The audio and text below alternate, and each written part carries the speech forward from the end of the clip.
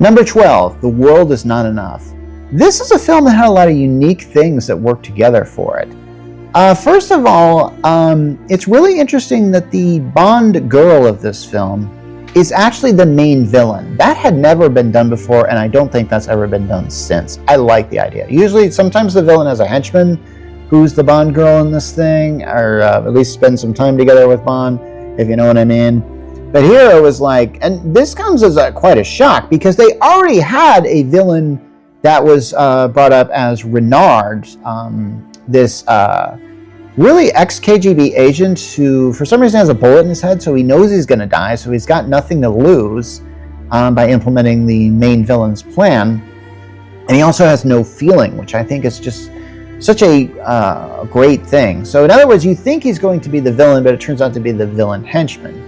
Now, if you've seen enough Bond films, there's often the villainous henchman who's often a lot more interesting than the villain, like Jaws or Odd Job or somebody like that, Mayday, something like that. And this one, yeah.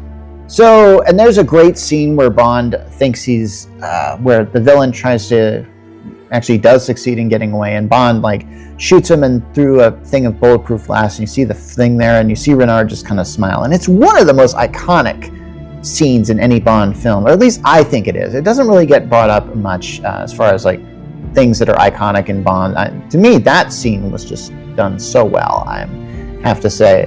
This is a film that has a lot of action set pieces that I think really work out very well. There is something that's introduced that I really think I need to bring up that I didn't bring up. This was Q's last film. This is the guy that plays, I think his name is Desmond Llewellyn. This was his last film as Q, and you can tell that they know this. I think the actor realized that he didn't have a lot of time left, and I think he died very much shortly after this film was released. In fact, I think he was on a promotional tour for this film when he passed away. So I think he knew that this was his last film, and they bring it up, and they even have a replacement there by John Cleese, and this is one of only 2 films that Cleese was in. I really am sad that we really didn't get him for that many films. This is one of those films in which a lot was happening, and the plot was kind of, for me, it was kind of hard to follow, but at the same time, the action was so good, I just really got into it. I really liked this idea of this thing. The villain's motivations made a lot of sense. I definitely liked that.